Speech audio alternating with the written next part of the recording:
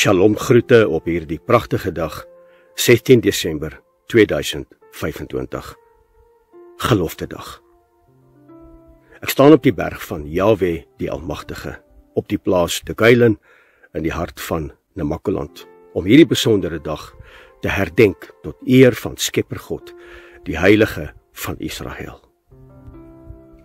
Wie mag klim op die berg van Yahweh die Almagtige? Hy wat rein van hande en suiwer van hart is. Aan hom kom toe die eer, die lof en die aanbidding van ons harte, sodat sy naam weer geëer sal word, regoor Suid-Afrika. Geloftedag, 16 Desember 1838. 'n Gelofte wat afgelê is, dat as die Heilige van Israel ons sal beskerm en die vyand in ons hand sal gee, dat ons hierdie dag sal uitroep as 'n heilige dag, as 'n Sabbat. En dat ons 'n huis sal bou tot eer van sy naam, op die plek wat hy sal aanwys. En dat ons hierdie dag en elke jaar daarna sal herdenk tot eer van sy naam, want hy het ons die oorwinning gegee oor die vyand. Laat sy lieflike naam vandag geheilig word. Aan hom kom toe vandag die lof, die eer en die aanbidding van ons harte. Hy het homself geopenbaar as die Heilige van Israel, die God van Abraham, Isak en Jakob. Hy kom bevestig dat hy en hy alleen is die aanhoorder van gebed, asook die antwoorder van gebed. En hy het kom antwoord, en hy die uitkoms kom gee aan 'n volk wat sy aangesig gesoek het in die donkerste uur van hulle lewens. Hulle het opgekyk na die hemel. Hulle het hulle self verootmoedig.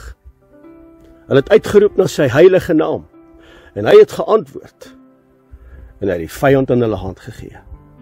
Dit wat onmoontlik was vir die mens, is moontlik by hom, die Skepper God van die hemel en die aarde. Daarom is hierdie dag 'n heilige dag, 'n Sabbat, tot eer van sy naam. Sy naam is bo elke naam. Daar is niemand wat met hom vergelyk kan word nie. Nie in die hemel of op die aarde of onder die aarde nie. Hy alleen is aanbiddingswaardig. Hy is lofprysingswaardig. En ons verklaar weer eens op hierdie geloftedag dat ons sal luister en doen wat sy woord vir ons sê. Ons sal Shama. En wanneer ons Shama, sal ons huis bou op die rots. Yeshua HaMashiach, die Messias, die een wat weer sal kom om sy bruid te kom haal. En ons verklaar vandag, ons bou ons huis op die rots en ons sal nie afwyk van dit wat vir hom belangrik is nie. Ons kom weer voor sy aangesig op 16 Desember 2025. En ons maak weer eens 'n belofte om dit te doen wat vir hom belangrik is. Dat ons hierdie ketubah, hierdie huweliksooreenkoms op ons harte sal skryf. Dat ons nie sal afwyk, links of regs hiervan nie. En wanneer ons dit doen, sê die woord, sal ons met goeie gevolg handel. En hierdie woord moet op ons harte geskryf word deur die inspraak van sy Ruach. Ek is Yahweh, jou Elohim. Jy mag geen ander gode voor my aangesig hê nie. Jy mag die naam van Yahweh, jou Elohim, nie ydelik gebruik nie. Gedenk die Sabbatdag, heilig dit. Eer jou vader en jou moeder. Jy mag nie doodslaan nie. Jy mag nie egbreek nie. Jy mag nie steel nie. Jy mag geen valse getuienis teen jou naaste spreek nie. Jy mag nie begeer nie. Dat ons vandag weer eens 'n gelofte sal aflê om dit te doen, sodat sy naam, sy koninkryk verheerlik sal word. Halleluja. Geloftedag, 16 Desember 1838. 'n Spesiale eed wat die voortrekkers afgelê het op hierdie besondere dag wat tot vandag toe in ons geskiedenis vas staan. En my gebed vanoggend vir jou wat ingeskakel is saam met my by hierdie besondere dag, is dat ons net weer eens sal besef met wie het ons te maak. Ons het te maak met die heilige van Israel, die skepper God van hemel en aarde. En hy is 'n absolute realiteit. Hy is 'n realiteit in my lewe, hy is 'n realiteit in jou lewe, en so was hy 'n realiteit gewees in ons volk se lewe. Mense, en ek besef net, toe ek hierdie boodskap voorberei, toe roep ek die aangesig van skepper God en ek sê, Jahwe, U is die almagtige. U is die een wat was, die een wat is en die een wat weer sal kom. Openbaar in my gees, wat het daardie dag gebeur, wat ons dalk miskien miskyk. En weet jy, ek besef net, toe ek hierdie gebed bid, om te sê, almal weet wat daai dag gebeur het. Almal weet hoeveel aanvallers daar was, hoeveel verdedigers daar was. Almal weet wat gebeur het op daai besondere dag. Die meeste mense ken die 12 wonderwerke wat plaasgevind het voor die geveg en tydens die geveg. Almal is bewus daarvan. En ek besef net, toe Vader in my gees kom praat, toe sê hy vir my, moenie hierdie 'n politieke ding maak nie, want dit is nie.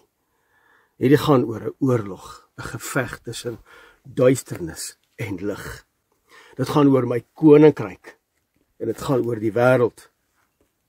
So neem kennis dat jy dit moet sien as 'n geestelike oorlog wat oorwin is, want Hebreërs hoofstuk 11 sê, dit wat jy in die vlees sien, is reeds in die gees geopenbaar, en dat ons daarin sal wandel, en dat sy heilige naam daardeur verheerlik sal word.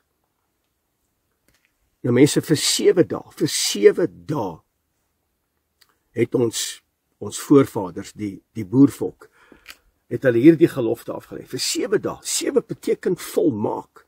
Vir 7 dae, vanaf die 9de Desember tot die 15de Desember, die aand, net voor die spesifieke dag, 16 Desember. Daardie aand was die laaste keer gewees. En hulle het geroep, sy naam uitgeroep, want hulle was in 'n hoek gedryf, hulle was desperaat, want hulle het geweet, by hulle eie magte, kon hulle dit nie bewerkstellig nie, maar daarom het hulle sy hand nodig gehad, 'n bo-natuurlike aanraking op daardie dag. Vir 7 dae het hulle sy naam uitgeroep. Ek praat baie keer met mense, dan sê ek vir hulle, mense, dis belangrik dat jy, as jy ernstig is oor jou huwelik, as jy ernstig is oor jou finansies, oor jou kinders, oor jou toekoms, oor jou lewe, ek weet nie waardeur jy gaan nie, maar as jy ernstig is oor enige saak wat jy die hand van die lewende God wil beleef en ervaar op jou lewe, 7 dae, gaan bid. Staan 3 uur op in die oggend sê, Abba, ek roep die naam uit. 7 dae. 7 beteken volmaak. Vir 7 dae het hulle hierdie gelofte afgelê. Hulle het staat gemaak op die heilige van Israel, sy uitgestrekte regterarm. Nou mense, ek wil vandag met jou praat met 'n ander inslag. En ek sê weer, almal ken die geskiedenis van Geloftedag. As jy in Suid-Afrika woon en jy is 'n Afrikaans sprekende blanke persoon, dan weet jy waaroor dit gaan. Nie net Afrikaans, maar ook Engels sprekend. So as jy in Suid-Afrika woon, dan weet jy waaroor gelofte gaan. Dis 'n verbond wat ons met Jahwe, die Almagtige, gesluit het. Ons staan vas in daardie verbond. Wanneer jy 'n belofte maak aan 'n persoon, aan 'n mens, dan is dit 'n belofte. Maar die oomblik wanneer jy 'n belofte maak aan Skepper God, die heilige van Israel, mense, dan maak jy eintlik 'n gelofte. En hierdie is 'n gelofte gewees wat die boervolk gemaak het, die aand van die 15de, die laaste keer, 15 Desember 1838. En 16 Desember 1838 was hierdie geweldige geveg, tot 3 uur die middag, van vroegoggend, toe die mis opklaar, tot omtrent 3 uur die middag, was dit 'n geweldige, intense stryd gewees. En mense, ons gaan vandag, in 2025 en 2026 wat voorlê, gaan ons net so deur hierdie geweldige stryd. En Abba kom wys in my gees, en hy sê vir my, my seun, hierdie is nie 'n politieke benadering nie. Nee, hierdie is 'n geestelike benadering. Geloftedag was 'n geestelike oorlog wat oorwin was. 'n Geestelike oorlog.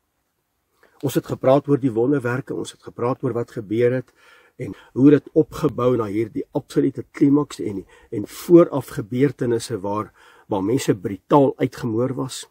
En die volk het net besluit, ons is nie by magte nie, ons roep die heilige naam van Jahwe die Almagtige uit. En op sigself het hy neergedaal, en hy was by ons mense gewees. En die aanvallers, nou hoor nou baie mooi, die aanvallers het twee goed gedoen.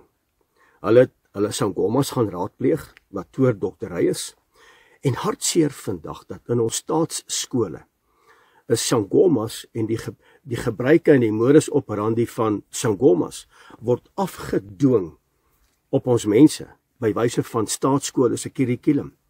Sataniese aktiwiteite word afgedwing, en hier het ons duidelik gesien, dat die aanvallers, ek gaan vandag praat oor die aanvallers, en ek gaan praat oor die verdedigers. Aanvallers en verdedigers. Die aanvallers het sangomas gaan raadpleeg. Hulle het gebid tot hulle voorvaderlike geeste. Hulle het op dit staat gemaak. Dis die koninkryk van duisternis. Die verdedigers, dis natuurlik ons boervolk. Hulle het hulle self verootmoedig. Hulle het Shama, hulle het die woord gelees, en hulle het besluit, hulle gaan staat maak op die woord van Skepper God, die heilige van Israel. En hulle het staat gemaak op die uitgestrekte arm van die lewende God, die aanvallers, op sangomas, voor vaderlike aanbidding. Hulle het staat gemaak op hulle massas. Maar ons mense, die verdedigers, het staat gemaak. Hulle het opgekyk na die hemel en gesê, waar sal ons hulp vandaan kom? Ons hulp is van hom wat hemel en aarde gemaak het. En hierdie oorlog, wat in die vlees uitgevoer was, of hierdie geveg althans, was eers in die gees oorwin gewees. En ek wil vandag met jou daaroor praat.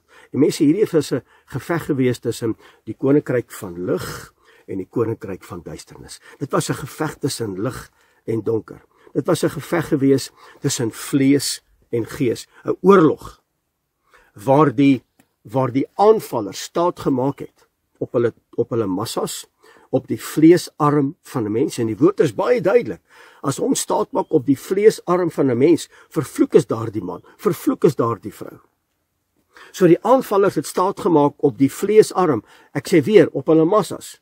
Maar die boervolk, die verdedigers, het staat gemaak op die uitgestrekte arm van die lewende God, en hy het vir hulle deurgekom. En so sal hy weer vir ons deurkom, wanneer ons staat maak op hom.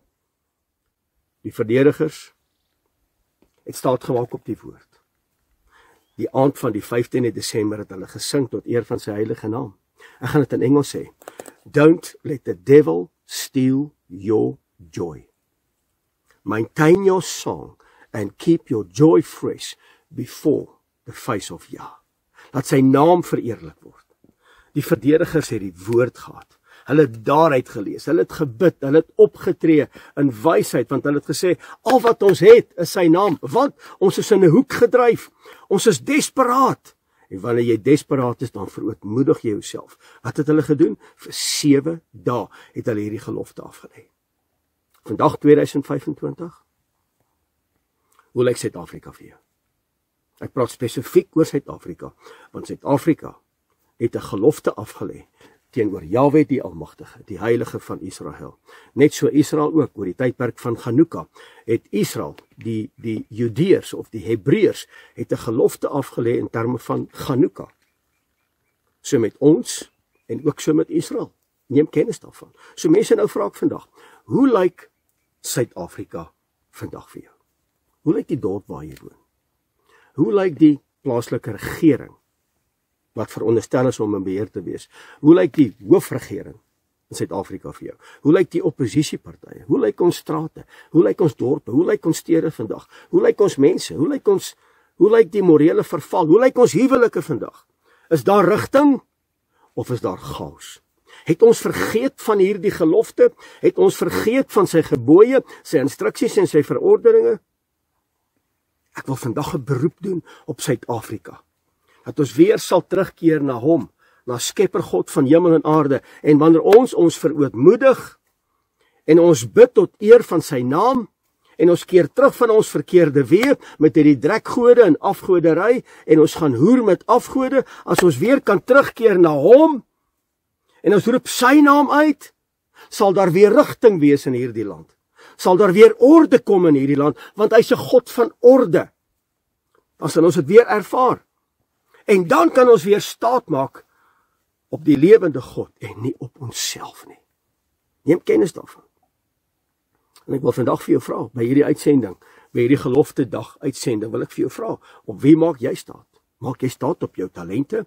Maak jy staat op jou geld, op jou plase, jou huise, jou vakansiehuis, die geld in jou bank? Maak jy staat op dit wat jy het, jou kwalifikasies, dit wat Vader vir jou gegee het, na die rykdomme van sy heerlikheid? Waarop maak jy staat? Ek wil vandag verklaar en ek wil bely en ek wil uitroep dat die wêreld my sal hoor. Ek maak staat op die uitgestrekte arm van die lewende God. So wanneer die vyand kom, wanneer die pes kom, wanneer die kalfvreters kom, wanneer die droogte kom, sal ek sy heilige naam uitroep en my hande uitbrei na sy vaste woonplek wat in die hemel is. En ons gaan ons verootmoedig, dit wat Gideon gedoen het, dit wat Nehemia gedoen het.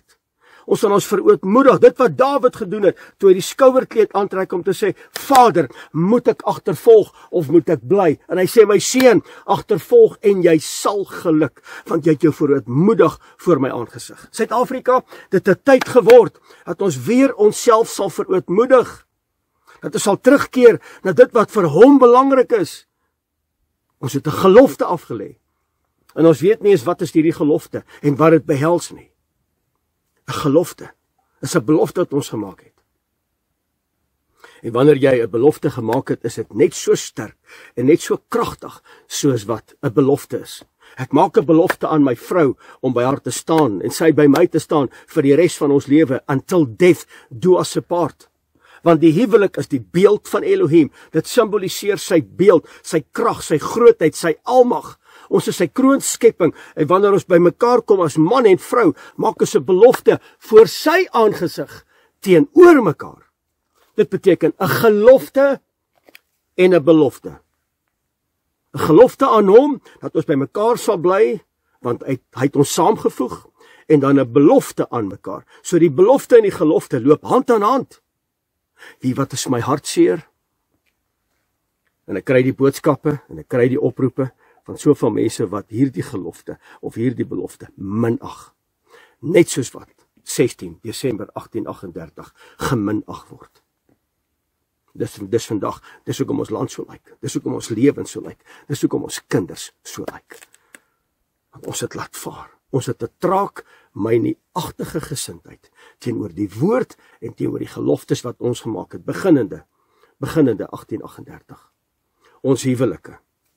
Ons het 'n gelofte gemaak aan Skepper God, die Heilige van Israel, en ook aan ons kinders.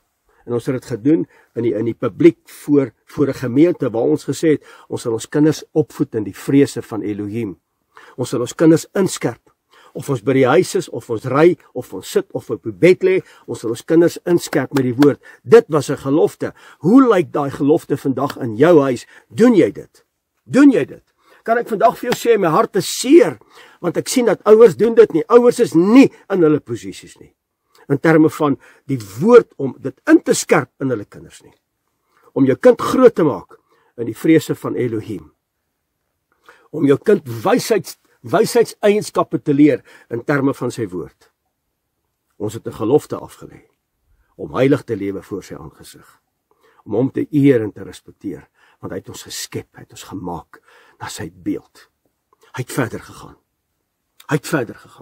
Die woord wat ek en jy lees het vlees geword. Dit het onder ons kom woon. Wat het ons gedoen? Ons het hom doodgemaak. Wat doen ons vandag? Ons doen presies dieselfde. Ons het 'n gelofte afgelê om heilig te lewe. En as ek vandag praat met mense in terme van heiligmaking, dan sê hulle vir my, hulle is nie Joods nie. Hulle is nie wetties nie. Maar dit moet met ons goed gaan. En wanneer ons bid, dan moet Jahwe die Almagtige moet antwoord. En wanneer ons deur 'n krisis gaan, dan moet hy daar wees. En as hy nie daar is nie, dan sê ek, is nie meer die moeite werd nie. Die fout lê nie by hom nie, die fout lê by ons. Ons het 'n gelofte gemaak dat ons sal opstaan as 'n Nasareër in hierdie tydperk. Om ons te weerhou van dit wat onrein is. Om ons te weerhou van die afgod Bagas, met ander woorde die drankgod. Ons het 'n belofte gemaak dat ons sal wegbly van wyn en sterk drank. Ons sal wegbly van plekke wat ons gaan aftrek en ons gaan beperk en verhinder. Maar wat doen ons? Ons doen presies die teenoorgestelde. Ons het 'n gelofte gemaak om 'n huis te bou tot eer van sy naam. En daardie huis is gebruik vandag in Pretoria by die Uniegebou tot eer van afgoderry, vrymesselary. Ek huil in my hande oor wat met ons volk gebeur. En in Suid-Afrika, met hierdie boodskap, ons self weer sal verootmoedig voor die blou hemel, om uit te roep, die gees van die lewende God is op my, om hulle wat gebroken is, te help, hulle wat toegesluit is in tronkdeure, hy kopergrendels te breek, en ons tentpenne uit te slaan en wyd uit te slaan, want die seëninge van Jahwe die Almagtige kom, wanneer ons weer in lyn kom met sy woord, in terme van ons geloftes wat ons gemaak het. Ek het onderneem, dat ek 'n man en 'n vrou sal wees van gebed, en dat u die potensiaal in my sal ontwikkel, en dat u naam deur my optrede, deur my woorde, en my reaksies en my besluite verheerlik sal word. Maar nee, ons leef vir onsself. En Haggai hoofstuk 1 sê dit baie duidelik. Hy sê, ek het weggeblaas wat julle ingebring het. Hoekom het u dit gedoen? Want julle hardloop vir julleself, terwyl my huis in pyn lê. Ons kom nie eens die basiese geloftes na nie. Die geloftedag, 16 Desember 1838, kom ons nie eens na nie. Lees saam met my asseblief die boek van Prediker, hoofstuk 5, vers 3 tot 4.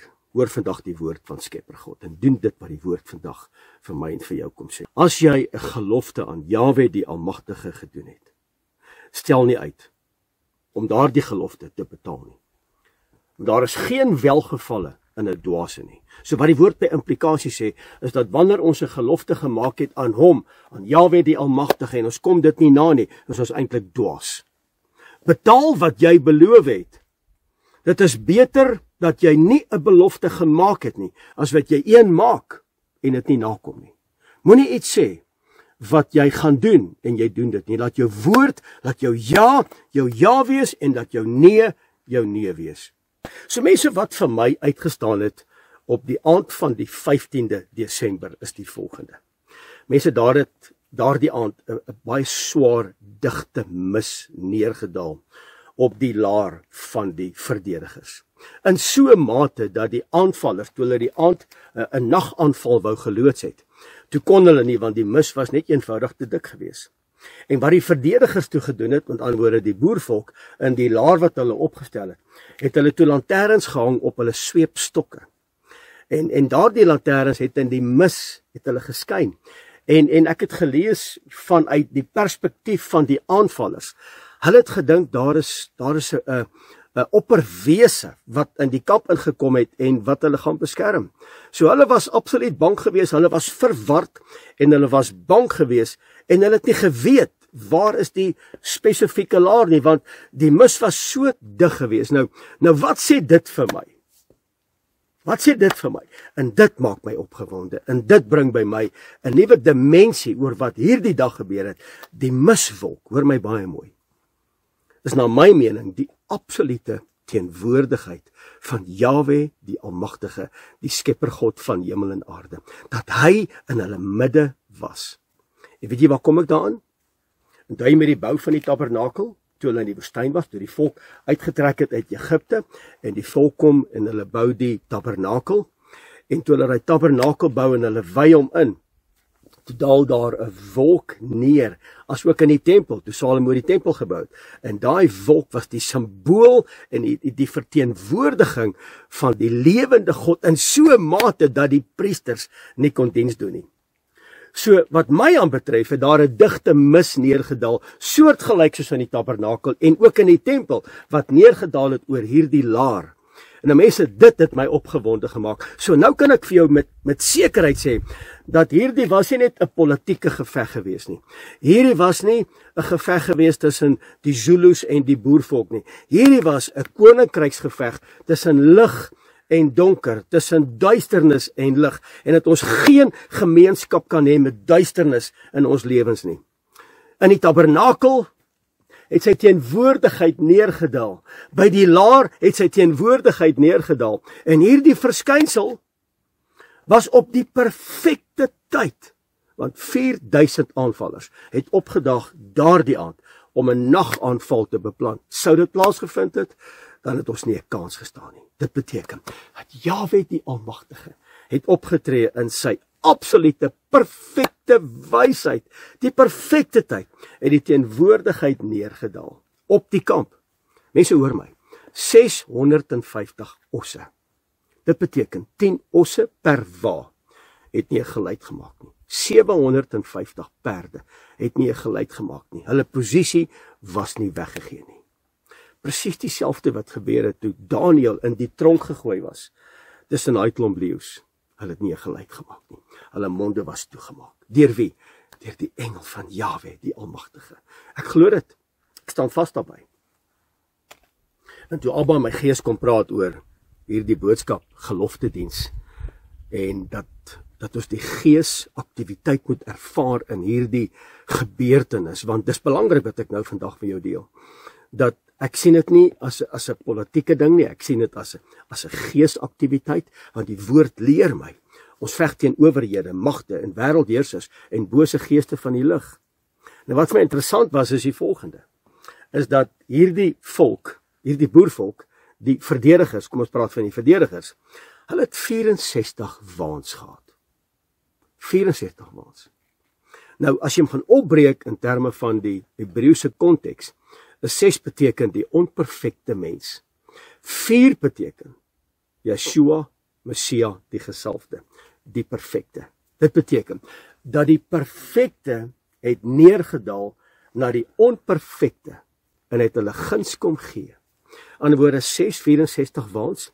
6 is die onperfekte, die mens, die waf. Ons is onperfek, ons is afhanklik, ons is fragile, ons is breekbaar, ons weet nie wat om te doen nie, ons het beperkte wysheid, ons het beperkte krag. En 4, die 6-4, die 4 is Yeshua. By hom is alle dinge moontlik, in die hemel en op die aarde. Hy is die God van die onmoontlike. So 6 plus 4 beteken eintlik in die Hebreëse konteks die arm van die lewende God. Dit beteken sy arm of sy hand, want dis die letter Jod.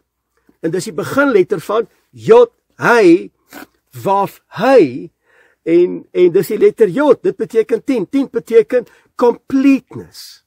Met ander woorde, sy teenwoordigheid deur die digte mis en die uitgestrekte arm van die lewende God was teenwoordig by hierdie volk. En ek sê weer, dat 10, 6 plus 4, 64 waans, 6 die onperfekte, 4 die perfekte, 6 plus 4 is 10, completeness, dis die begin van die naam van Jahwe, die begin van sy naam. Met ander woorde, hy is die Alef, hy is die Taf, hy is die eerste, hy is die laaste. Wat 'n voorreg om hom op hierdie pragtige dag net weer eens te kan loof en te kan prys. 64 waans, 64, hoor gou mooi. 8 maal 8 is 64. 8 beteken 'n nuwe seisoen.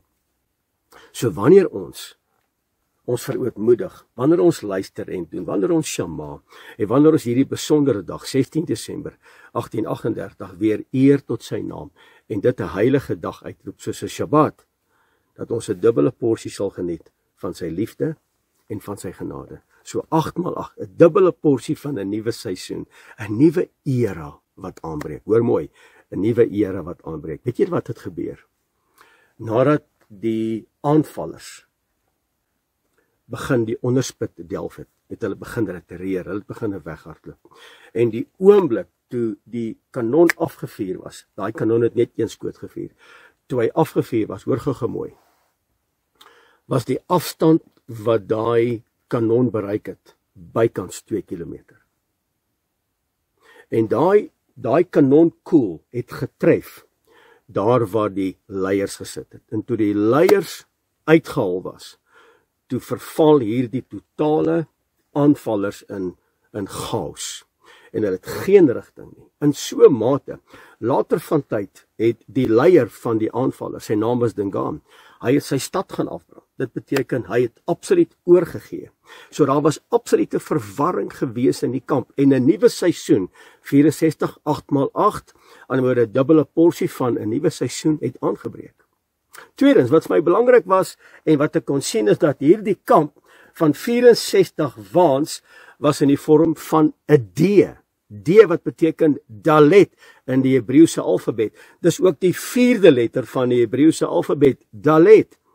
En Dalet beteken Yeshua. Hy is die deur. Halleluja. Wie is die deur? Meester Yeshua. Niemand kom in behalwe deur die deur nie. Hy is die weg, hy is die waarheid, hy is die lewe. Halleluja. Die deur is die simbool van 4.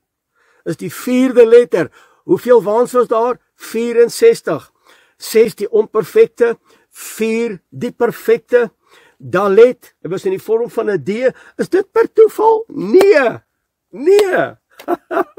Hierdie is wonderlik. Dis hoekom ek sê, hierdie is 'n geveg gewees teen die koninkryk van lig en die koninkryk van duisternis. Kom aan mense.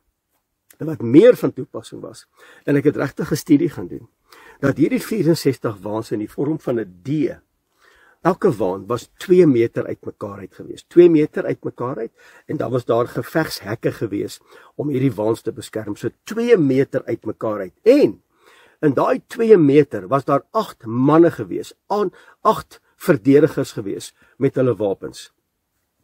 8 verdedigers.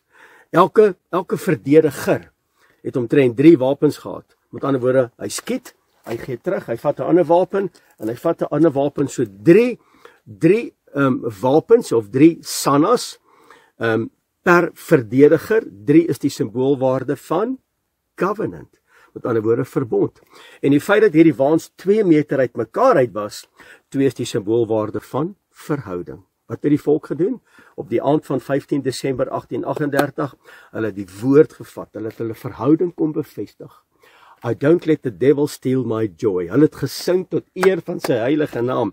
Die verdedigers het gedink, dat hulle het hierdie klanke gehoor in die aand van 15 Desember. Hulle het gedink, nee, hulle weeklag, hulle is bekommerd. Nee, hulle het gesing tot eer van sy heilige naam, want hulle het geweet. Hulle staan in 'n verhouding, en toe daai waans 2 meter uit mekaar uit is dit die bevestiging dat hulle staan in 'n verhouding met Jahwe die Almagtige. 2 is verhouding.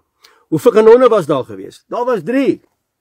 En daai kanon het hulle werk gedoen. Terloops, daai kanon wat 2000 meter geskiet het en die vyand se leiers uitgehaal het. Hy het net die een skoot geskiet. Net die een, uit ander woorde uit omgeval.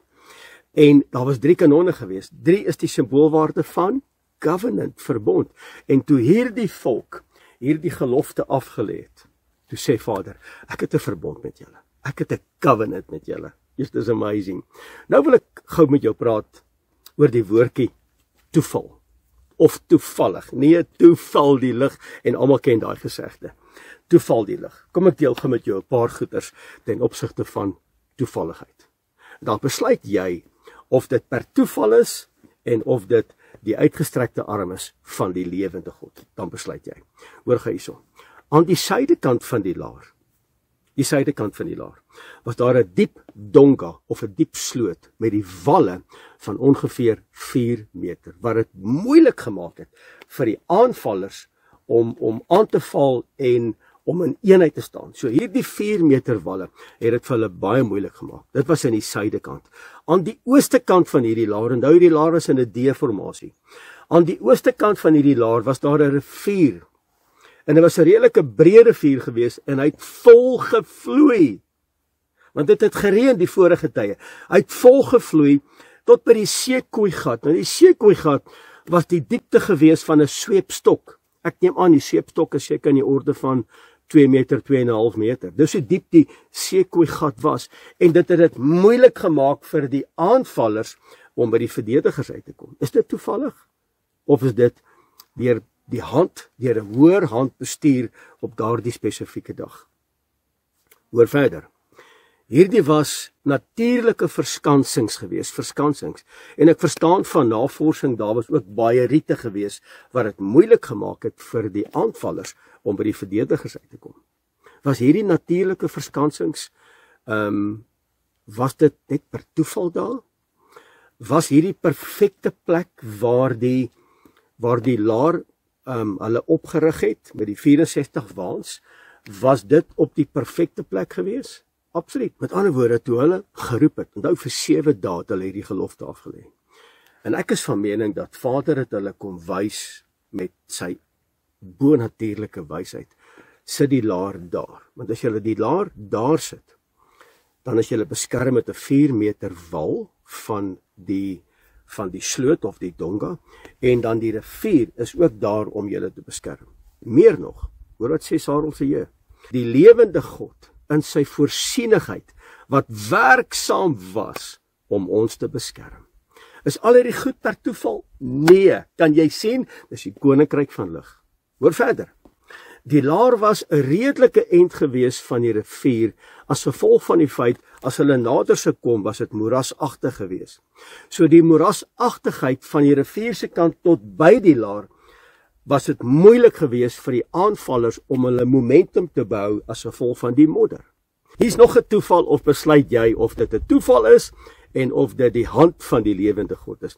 Aan die suidekant van die laar, ongeveer 40 meter van daai sloot, daai donk van 4 meter walle, 40 meter was die kamp opgeslaan gewees, dat hulle die waans getrek in die vorm van 'n D, dalet, 40 meter. Nou mense, dis vir my fenomenaal om te weet, dat 40 meter was net buite die bereik gewees. Wanneer die aanvallers 'n werpspies sou gooi, dan gaan hulle die kamp nie bereik nie. So die aand van die 15de Desember 1838 was daar 'n samesang gewees. Hulle het lofliedere gesing. Hulle het gesing tot eer van Jahwe die Almagtige. Is amper soos 'n liedjie wat sê, I will raise a hallelujah. Is dit nie amper so iets nie? So ek het maar net daaraan gedink en ek wou dit net met jou deel. I raise a hallelujah in the presence of my enemy. Kom aan. En die ouens, die aanvallers het gedink, hierdie ouens huil, hierdie ouens is bekommerd. Inteendeel, daai praise and worship het hulle kom krag gee. En die gees van die lewende God het neergedaal, want hulle was besig om die koninkryk van lig uit te bou. Prys sy wonderlike naam. Die verdedigers het 'n bidtuur gehou. Hulle het gelees, hulle het met hulle aangesig na die aarde toe gesak. Hulle was bekommerd.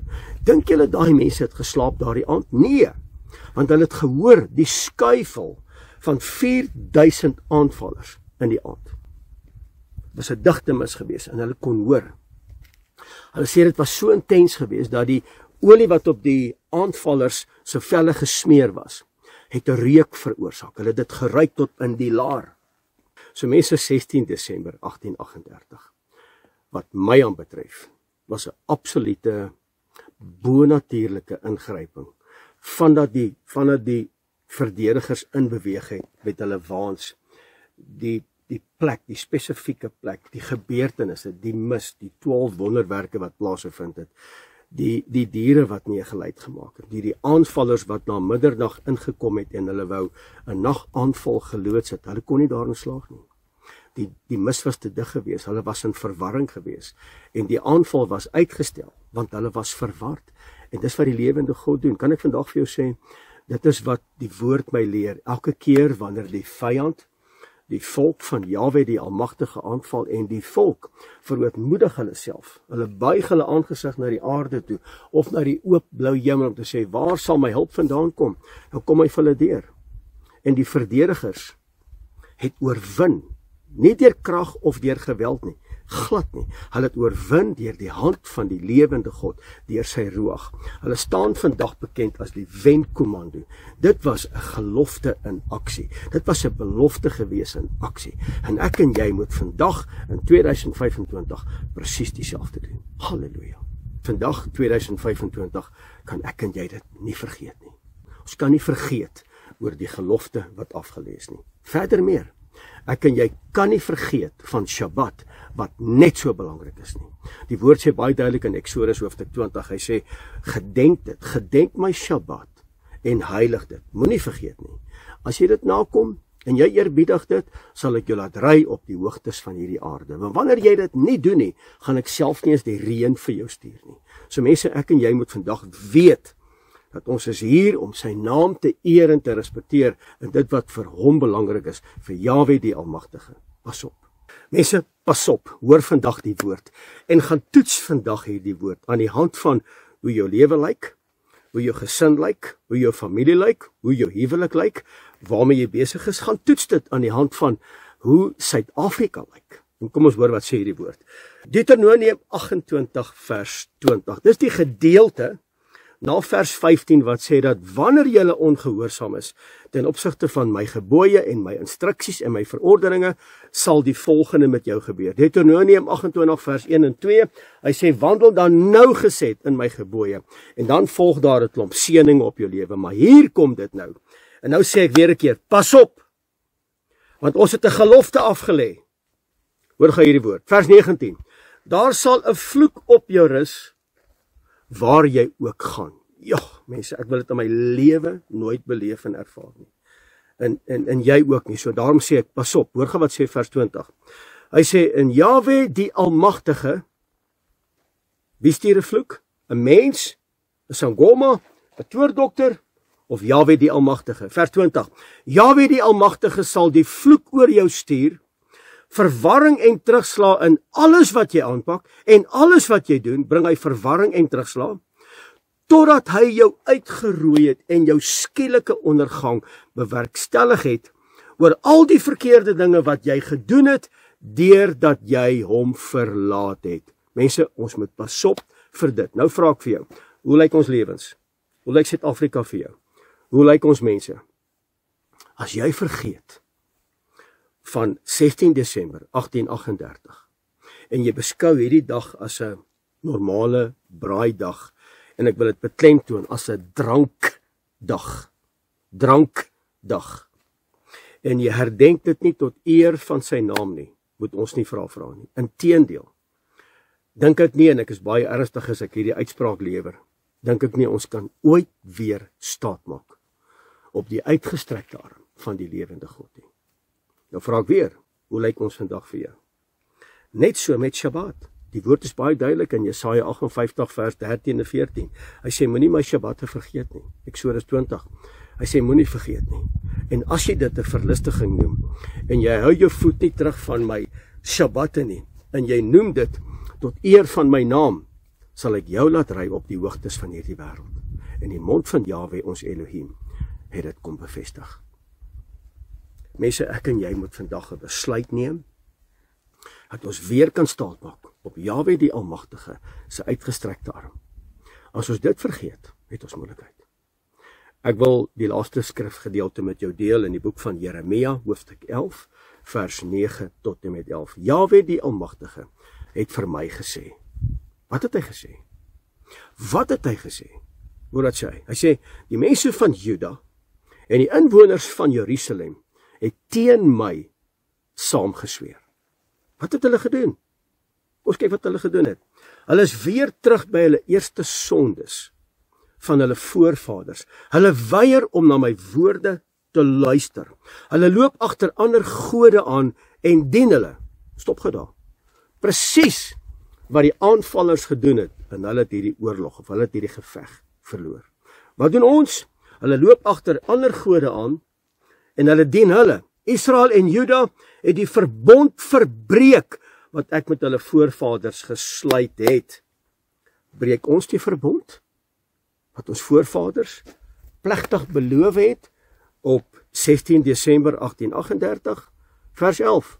En omdat dit so is, hulle doen dit, hulle loop agter afgoderry aan, hulle loop agter ander gode aan, hulle vier Kersfees wat absoluut uit die put van die hel is, dis absoluut satanies, dis songod aanbidding, dis goue kalf aanbidding, en almal sê dis reg, maar omdat hulle dit doen, omdat dit so is, sê Jahwe die Almagtige, bring ek 'n ramp oor hulle, waaraan hulle nie sal kan ontkom nie. Met ander woorde, jy gaan hierdie ramp nie kan wegvlug nie.